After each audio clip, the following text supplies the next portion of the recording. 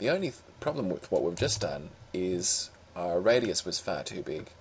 So let's change the diameter right down to say 17 point. Alt click to choose the source, and then click over that area.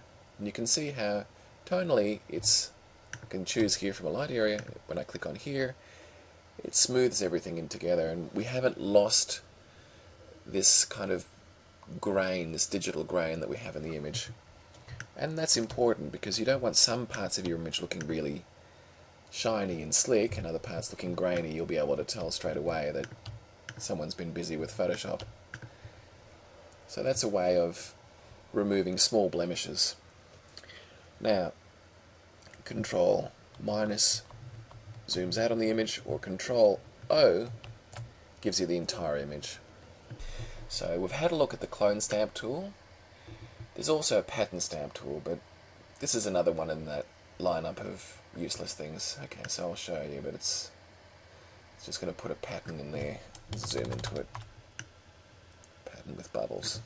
That's pretty boring. So, the pen tool, pencil tool. Yeah, it can be useful. Let's choose, yep, this is the foreground color. We're going to draw a speech bubble. It's a bit crude though, so you can do some fun things with a pencil tool, but you need to be patient, and it might be one of those things where you only really tend to use it if you've got a tablet where you draw directly on the tablet. Oh, I don't want to use that version of the text tool, so we'll just keep pressing T, oh there we go, and drag until we get the filled in T. So just reducing the font size. Number pad, enter, and there we have it. Xavier saying hello. That looks a bit ordinary though, the way we've put that speech bubble in. So actually we should probably also do that on a new layer. We'll call this layer speech bubble. And the best way to draw a speech bubble is to go here, custom shape tool, and under custom shapes there's probably a speech bubble already made for you.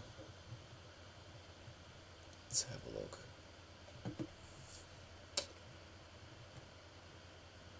Let's make a spatter instead. So click and drag. Oh, no, not on that colour. I'm just going to press the letter X, swap the colours around. V to move that element. T to make text. Going up here, choose the colour. And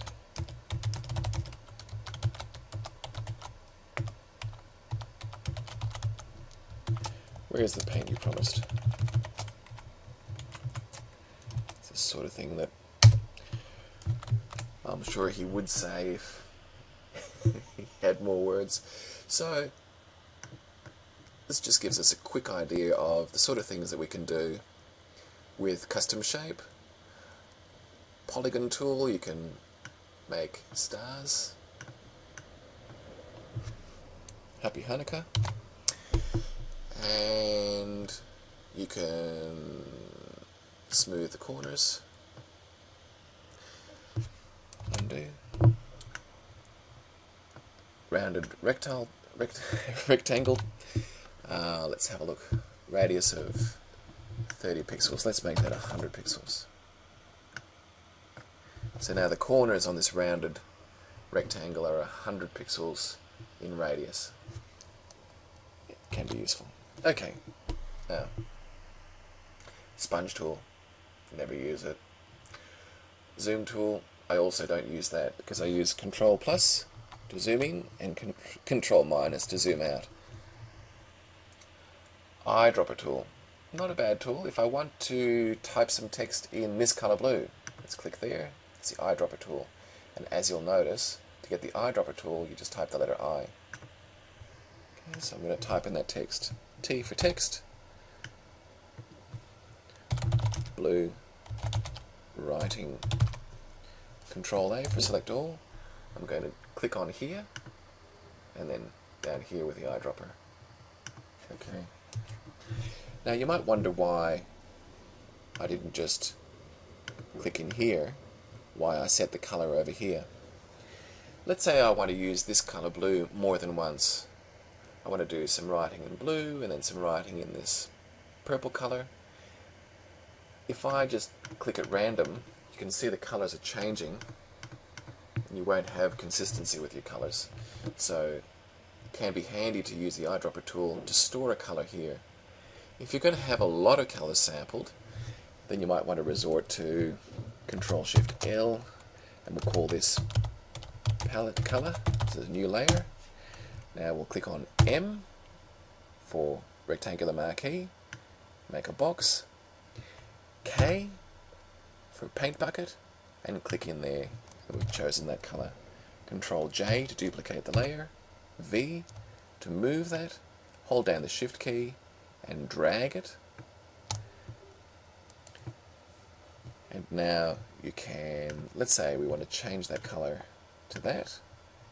K for the paint, click in there. Now we have these color palette swatches in layers that we can turn on and off, and it doesn't matter if we've closed down Photoshop or not. These will always be paired to this stack of layers in this image, whereas the colors over here will change every time you open up Photoshop. They'll be just a standard black and white when you open up Photoshop, most likely. So here we have our color palette and we've stored it inside a document. That can be handy. Okay, marching right along. Polygonal Lasso, a very, very handy tool. This is really my favorite. Now, Polygonal Lasso wouldn't be anywhere near as powerful if you couldn't apply a feather. So what is a feather? If I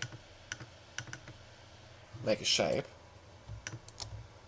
I'm just going to press Control J to knock that shape out. I'm going to press Control I to invert it. You can see that the shape that I've created is really hard-edged. I'm going to deselect that. Now I'm going to give that a feather. 10. Click, click, click. Double click finishes the shape. Back down here, Control J to duplicate from that selection, Control I to invert, and you can see that this really blends nicely. Has a nice feathered off boundary to it. You might think straight away, well, it doesn't look as clean as this.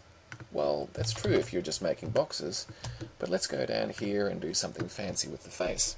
Okay, feather of 10. Actually, I'll reduce that to about 8, and I'll go in here. I'll make a selection. Double click. Holding down the Shift key to add to that selection, you can see a little plus there. I'm going to do these both in the one go. Usually I do each eye separately. Double click to finish the selection. Now click inside the selection and drag it down. Press Control J to duplicate from that selection. V for the move tool, and now move that up. Okay, that's alright, but it looks a bit funny. What I'm going to do is opacity, and reduce the opacity. There we go. Before, after.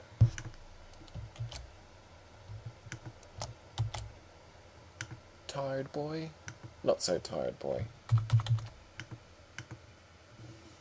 So that's what I use the Polygonal Lasso for most of the time. It's adding little patches from the image to bits where they weren't in the first place. Quick selection. To be honest, I seldom use this tool, but yeah, it can be handy. Let's just select whatever is in this green area. So, it's going to go up here. There we go. Just dragging it around and it's made a selection. Now, it hasn't done a brilliant job with the hair here, so I'm going to go back to the Polygonal Lasso let's reduce this feather to 2. Hold down the Alt key and click in here. You can see how by holding down the Alt key we've cut whatever it is that we've selected out of our selection. That's what the selection looks like. So, okay, let's go back to the start. Aha, crop tool. A very handy tool, because most of the time when you take a photograph, spur of the moment, you're not always thinking about cropping for composition. But composition is very important in a photo. You might want to put a bit of tilt in the image, or you might just want to center an image, or put it a little bit off kilter. So you can get to this tool by pressing the letter C. Now I'm going to choose the entire picture. There's a reason for it. This picture is taken with an SLR camera, and we're used to printing out pictures that are 4 inches by 6 inches in size. Holding down the Shift key, just to lock the proportions, I'm going to drag that corner down. Now I have a special kind of selection, which is actually a cropping selection. Let's rotate that cropped selection on its side a little bit and see what happens when I press Enter. It's actually rotated the image. We've still got the same 4:6 aspect ratio in our image, but that composition might be a little bit more interesting. It's got more of a diagonal on it, and there's a little bit more movement in there, and we've taken out some unwanted detail. So that's the cropping tool. Straighten tool. Yeah, a bit of a gimmick. I mean, if this was the horizon, then you could use the straighten tool to get that to be perfectly horizontal. I'm not a huge fan of them. Okay, healing brush. We've taken a little look at the healing brush. Background eraser tool. Okay, well let's have a look at background eraser. Why not? I seldom use it, but I'm just going to use the square brackets to make this a little bit bigger, and we're going to erase the background here.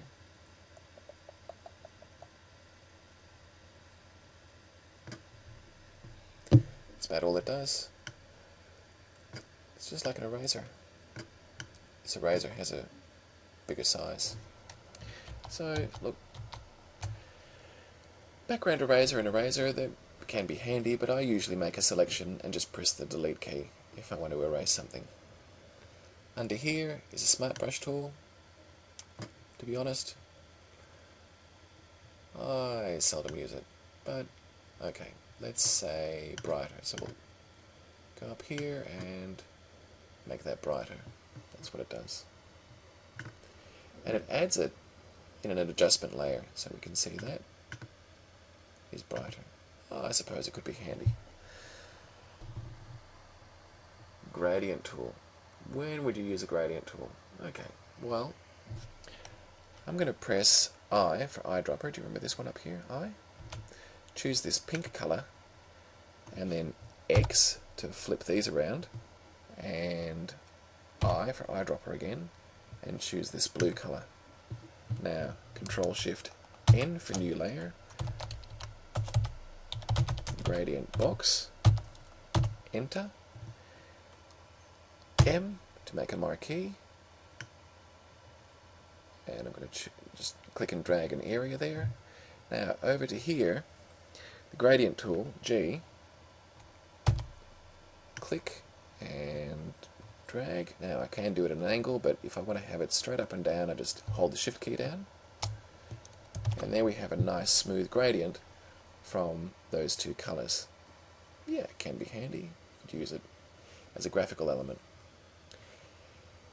Look, for all intents and purposes, that sums up our summary of the left-hand side. I wouldn't advise using the sharpen tool here. It's not the best way to sharpen. You have much more control over sharpening when you go up here into filters. And we'll cover that in the next video.